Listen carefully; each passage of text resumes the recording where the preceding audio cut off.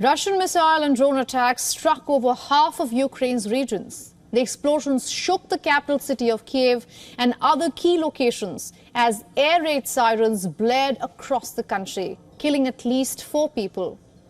WION's Anas Malik reports from the Ukrainian capital and decodes what comes next.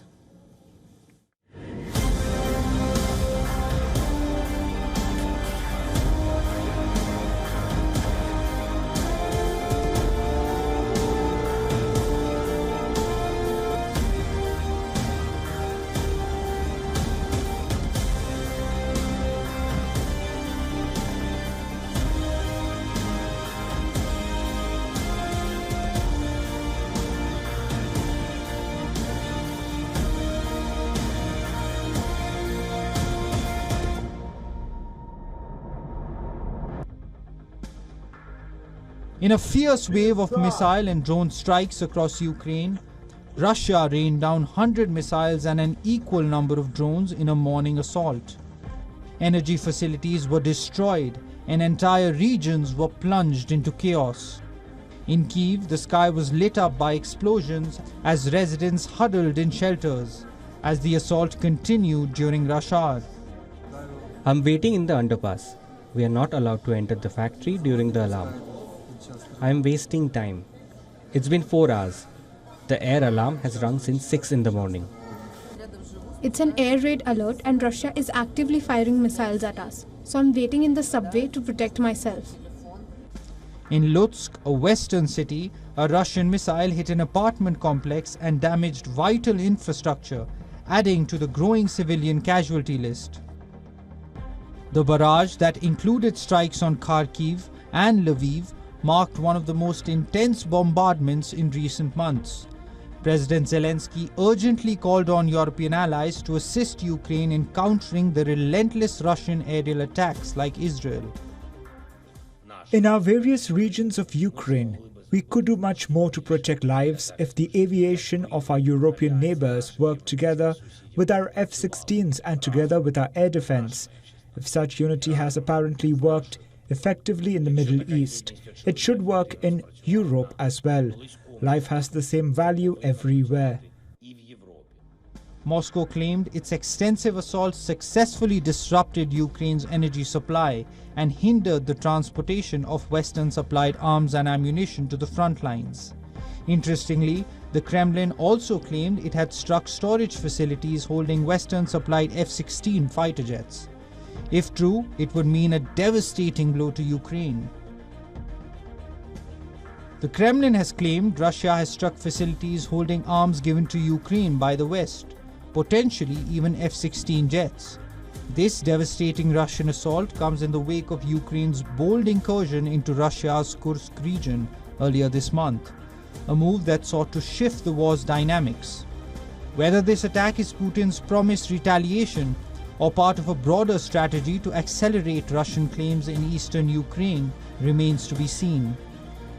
President Zelensky has vowed that they will be avenging this, but as I talked to you this morning, when the attacks took place, major of the energy infrastructure has been hit, as a reason of which 65% of Kyiv, the capital city, is hit by power outages. That is number one. And Ukrainergo, which is the Ukraine energy company that has been authorized to conduct power outages in the country and in the centers, so that in order to make up to the losses that have been there as a result of this infrastructure hit by Russia on Ukraine earlier today.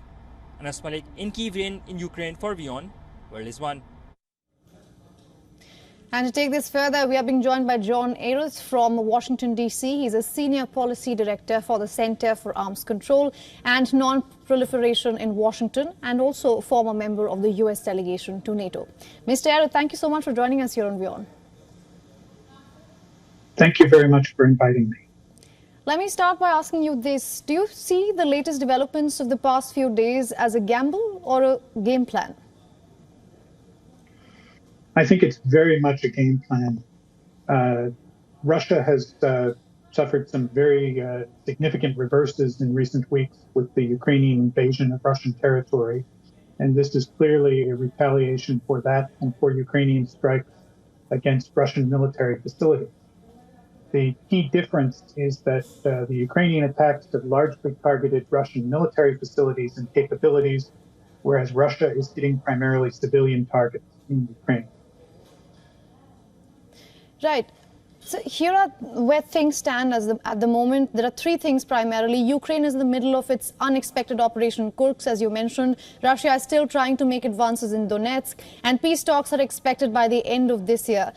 Mr. Erez, where do you think this war is heading? I think both sides are trying a very similar kind of strategy. That is to create the idea among the opponents that the war is not winnable, that it is best to give up now and not go any further. Ukraine has reinforced this by attacking into Russian territory, by showing that they are still capable of effective military operations. Russia has followed a long-term strategy of grabbing additional little bits and pieces of Ukrainian territory and trying to use this to generate an overall impression that it is winning the war, although at tremendous cost. At the same time, Russia tries to make its people back in Moscow be aware that the war is not creating significant difficulties for them. This is something that Ukrainian success on conquering Russian territory has given the lie to.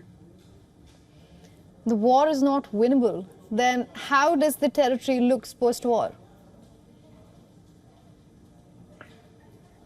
It's right now, there is no question of a post-war situation. Both sides believe that there's more to be gained by continuing fighting than by settling the war with the current boundaries and separation intact. So I think both sides are going to continue to try through the rest of the year at least to see if they can persuade the other guy that they are losing, that there is nothing to be gained by further military action, and that in the case of Ukraine, Russia should withdraw from its territory. In the case of Russia, that Ukraine should give up and let Russia occupy what it has.